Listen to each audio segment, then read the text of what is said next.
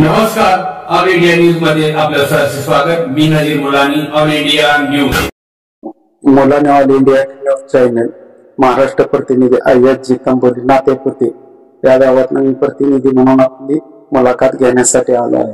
हे आमच्या तालुक्याचे आमदार माननीय आदरणीय उत्तमरावजी जानकर साहेब यांचे जनता दरबार आणि त्यांनी केलेले कार्य हे पाहून मी यांची मुलाखत घेण्यासाठी आलेलो आहे. तुमचे जनता दरबार हा दररोज भरतो का महिन्याने भरतो सरजी? माझा जनता दरबार मी जिथे रस्त्यावर मी उभा असो तिथे भरतो. लोकांची कामं करणं, लोकांना न्याय देणं, लोकांना आपल्या हक्काचा माणूस, आपल्या घरातला आपल्यासाठी काम करणं, अशा पद्धतीची माझी आतापर्यंतची वाटचाल आणि लोकांना मनापासून भावतं की आल्यानंतर आपलं एखादं काम सांगितलं की ते तातडीनं होतं आणि ज्या कामाची गरज आहे, तीव्रता आहे, तिथं अडकलेला आहे आणि अनेक दिवस माणूस पिचलेला आहे, अशा वर्गाला न्याय देणं ही माझी जन्मजात भूमिका असल्यामुळं उत्तमराव जानकर जहां भी खडा वहां पे जनता दरबार सुरू हो जाता है. हे जानकर साहेब आहे की नाही का, हे गोरगरिबाचे कैवारी आहेत. त्यांनी फार संघर्ष करून तिथपर्यंत पोहोचलेले आहेत. त्यांना प्रत्येक ठिकाणी अडचण निर्माण होत होती, तरी ते संघर्ष करत करत आमदार पर्यंत पोहोचलेले. आणि आता त्यांच्या वाढदिवसानिमित्त त्यांनी विधवा बायांसाठी, अपंगासाठी आणि बेरोजगार माणसांसाठी, युवकांसाठी काम चालू केलेले आहे. त्या कामासंदर्भात आपण काही बोलणार? नक्कीच. मी 11 लाख एवढी आंब्याची झाडं माळशिरस तालुक्यामध्ये लावणार आहे. या भागातलं वातावरण किंवा हवामानाचं जे बदलाव आहे त्यामध्ये झाडं लावण्यामुळं इथं पावसाचं प्रमाण कमी झालेलं आहे आणि 11 लाख झाडं शेतकऱ्यांना त्याच्या बांधावरती लावण्याची एक मोठी योजना आहे. त्यामध्ये पुन्हा केळीचे जे उत्पादक शेतकरी आहेत त्या शेतकऱ्यांना या ठिकाणी अनेक गोरगरीब वंचित आहेत, त्यांचे दाखले, केवायसी जी तहसील पर्यंत राहिलेली आहे, ही सगळी कामं. आणि माझा वाढदिवस रोजच असतो, असं काय स्पेशल नाही. आणि नेरा देवधरचं पाणी मात्र पुढच्या वाढदिवसापर्यंत या तालुक्यामध्ये आणायचं. आणि दुसरी गोष्ट म्हणजे झेडपी शाळा, सरकारी दवाखाने यांच्यासाठी तुम्ही काय सुविधा करू शकता? आज गोरगरिबांच्या मुलांसाठी थोड्या झेडपी शाळांसाठी शिक्षक वर्ग वगैरे, नंतर इंटरनॅशनल शाळा पण चालू होत चालल्यात तालुक्यात. झेडपी शाळांसाठी तुमचे काय निर्णय आहे? नक्कीच. त्याला झेडपीच्या शाळा माळशिरस तालुक्यामध्ये 393 आहे. शिक्षकांची संख्या साधारणतः 1150च्या दरम्यान आणि मुलांची संख्या या शाळेमध्ये शिक्षण घेणारे ते 23,000. ही मुलं ही गरिबांची, वंचिताची, गावगाड्याच्या बाहेर असणाऱ्या या घटकाची आहे.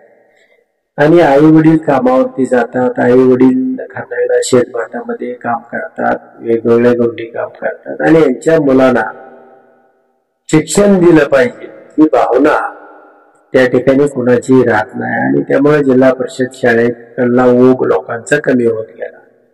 परंतु ज्यांच्याकडे ऐकतच नाही अशांची मुलंही ह्याच्यामध्ये शिकतात. म्हणून मी आमदार झाल्यानंतर ठरवलं की यामधल्या 100 शाळा मी यावर्षी घेतलेल्या आहेत. जे CBSE पॅटर्न मधून जे शिक्षण दिलं जातं त्या दर्जाचं शिक्षण देण्यासाठी प्रत्येकाला प्रोजेक्टर देणं म्हणजे 2 लाख रुपये खर्चाचं साहित्य त्या शाळेमध्ये देतोय. की जी मुलं लहान पहिलीपासूनच अतिशय प्रगल्भ होतील, ज्ञानानं भरतील, त्यांच्यामध्ये शिकण्याची उमेद वाढेल.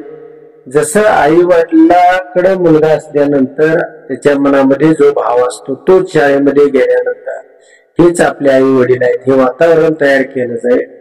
आणि आमूलाग्र बदल 1 वर्षामध्ये या शाळामध्ये झालेला दिसेल. अतिशय इतक्या चांगल्या पद्धतीचं काम त्या ठिकाणी मी करतोय.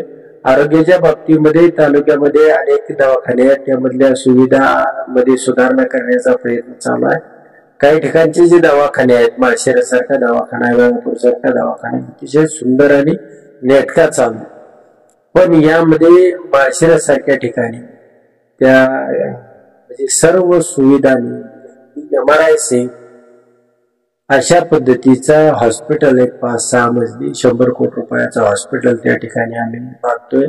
जागा मिळवण्यासाठी आता बैठका पुढच्या आठवड्यामध्ये होतील किंवा अधिवेशनामध्ये होतील आणि तो प्रश्न सुटला तर त्या ठिकाणी मुलींची मागासवर्गीय 2 हॉस्टेल आणि या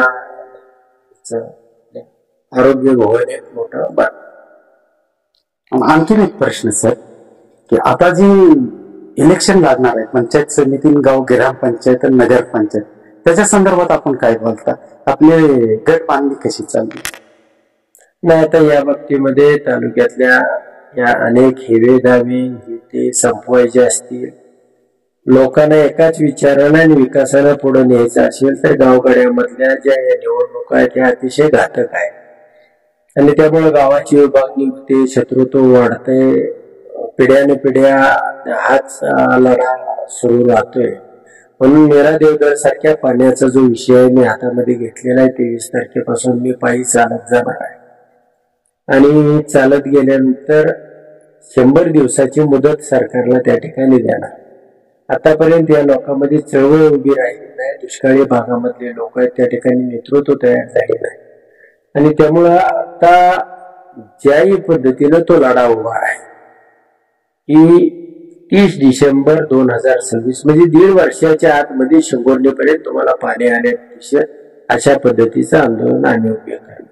दुसरा असा विषय त्याच्यामध्ये की पाणी आणण्यासाठी या लोकांची म्हणजे किती तरसलेला आहे, त्याला किती या दुष्काळी भागावरती अन्याय झालेला आहे आणि कायम आज त्या सगळ्या 22 गावामध्ये टँकर होते, पिण्याच्या पाण्याची हाल, बायकांची जोमाज होती आणि मग हे हाल सोसायचं किती दिवस? कोणी बघणार आहे का नाही? याला कोणी मालक आहे का नाही? लोकांचा कळवळा कोणी आहे का? आत्मीयता कोणाला दंडे का नाही? कोणाच्या आतड्याला पिळ पडतोय का नाही? कुणाचं काळी चिरतय का नाही?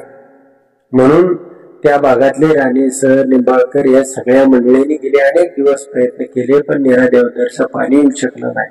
पण आता एकच टेंडर काढलं पाहिजे यासाठी आम्ही आता 23 ते 29 आणि नंतर 16 तारखेला आम्ही शिंगोर्णी पासून कोथळ्यापर्यंत मानवी साखळी तयार करतोय आणि ही मानवी साखळी संपूर्ण भारतातल्या चॅनलमध्ये सगळ्या मीडियामध्ये ते निश्चितपणानं हा आवाज, हा आक्रोश या जनतेचा जो म्हणजे करपलेला भाजलेला जो आवाज तो आवाज हे सरकारपर्यंत पोहोचेल आणि हे आंदोलन नेटानं पुन्हा ताकदीनं अजून पुढे उभं आहे.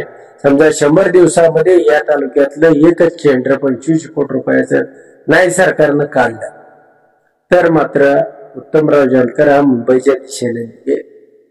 काय आमची 100-200 लोक जी बी असतील, आम्ही रस्त्यामध्ये गोरगरीब भाग आहे, रस्त्यामध्ये आम्ही ज्या ठिकाणी थांबणार आहोत त्या ठिकाणी आम्ही बरोबर भाकरी मागून खाऊ पण सरकारला त्या ठिकाणी काटू पारीनं हल्ला त्या तिजोरीवरती करू आणि आमच्या हिश्श्याचं पाणी या भागाला दिल्याशिवाय आता राहणार नाही. त्यांना लढण्यासाठी त्यांच्या हक्काचा आमदार, त्यांच्या विचाराचा आमदार, त्यांच्या जोडीला आहे, त्यांच्या बरोबरीनं लढण्याला त्यामुळे पाणी येणार आणि हा नीरा देवधरच्या जो भाग आहे या भागामध्ये एक सुखाचं, समाधानाचं, डोंगरदऱ्यामध्ये तुम्हाला फळं झाडं फुललेली दिसतील आणि इतराप्रमाणे जीवन जगण्याचा त्यांचाही जो हक्क आहे या तालुक्यामध्ये तो निश्चितपणे त्यांना मिळेल. तो आनंद मलाही पाहायचा.